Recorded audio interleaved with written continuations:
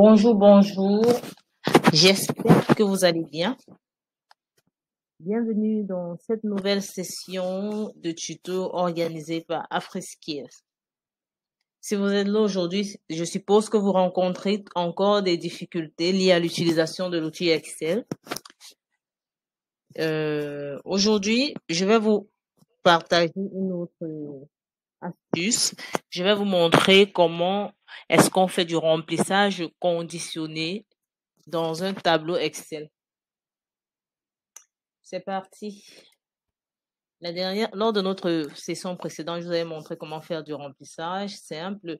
On vient, on clique dans une cellule quelconque. Ensuite, on vient sur l'outil de remplissage ici. On choisit la couleur que l'on souhaite et cela s'applique automatiquement dans le tableau. Donc là, c'est la manière basique pour faire du remplissage. Je vais annuler cet effet en cliquant sur le bouton annuler et on va sélectionner le tableau entier pour faire un remplissage conditionné. Sélection se fait. On fait un clic gauche sur la souris, on maintient et on se déplace jusqu'à la limite du tableau. Ensuite, on lâche.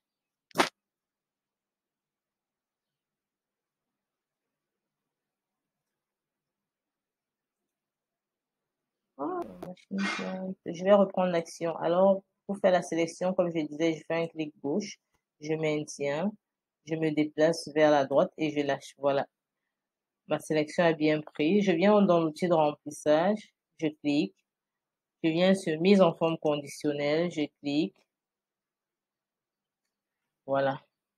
Ici, il y a des cellules de manière automatique qui s'étaient déjà appliquées. Parce que lorsqu'on fait la sélection de notre tableau, il y a des propositions standards. Ici, la sélection s'effectue de la cellule A1 à C13. Donc, de manière automatique, la couleur par défaut était remplie dans cette zone. Maintenant, nous allons conditionner le remplissage. Pour ce faire, nous venons ici. Nous personnalisons en insérant les différentes, non, les différentes, bon, nous allons remettre A1 à C13. Et maintenant, nous allons conditionner ici. Vous voyez, n'est pas vide. C'est pour dire que la couleur s'applique dans les zones du tableau dans laquelle on a du contenu.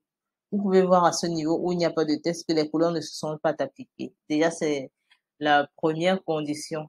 Ici, c'est lorsque ce n'est pas vide, nous pouvons effectuer l'application de la couleur standard qui est là. Comme autre condition, nous avons, si le test contient, alors si on clique là, nous allons mettre l'élément que nous souhaitons qui sera pris en considération. Il s'agit d'une valeur ou d'une formule que nous allons insérer ici. Alors, je vais dire, par exemple, si le test contient la valeur 2, je clique sur 2 et ensuite je mets Entrée. Donc là, vous voyez que la couleur s'est appliquée uniquement dans les zones où on retrouvait la valeur 2. Là, c'est en fonction du contenu. Ensuite, comme autre conditionnement, on peut dire que si le test ne contient pas, par exemple, on vient également mettre ce qu'il ne doit pas contenir.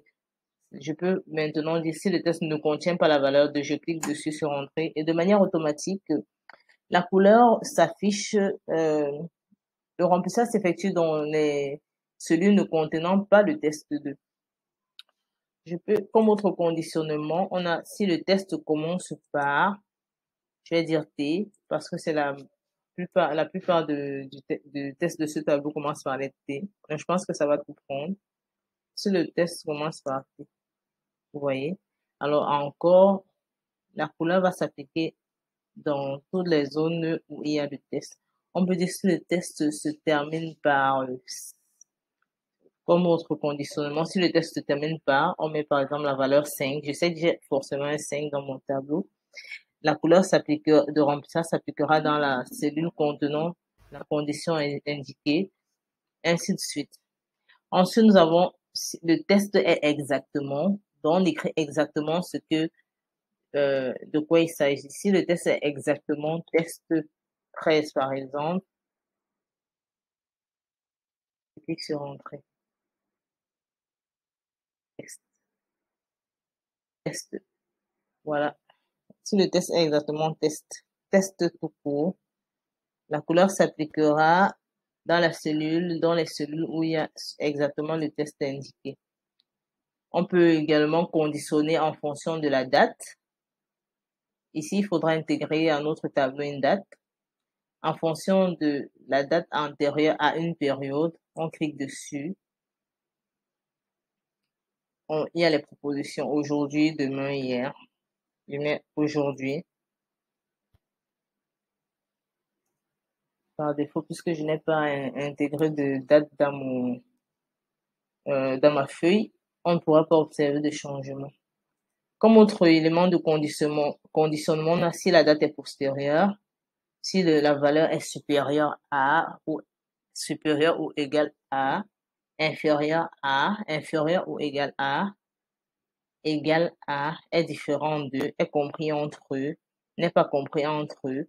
Donc là, vous avez les différentes listes qui vous permettent de conditionner le remplissage de vos différentes cellules sur Excel. Et là, vous n'avez plus qu'à choisir l'élément de conditionnement qui vous correspond. Alors, je viens de terminer mon tuto. Merci de nous avoir écoutés. J'espère vraiment que la vidéo vous sera d'une grande utilité. Je vous invite à activer la cloche de notification pour plus de tutos et de vous abonner. À bientôt pour la suite.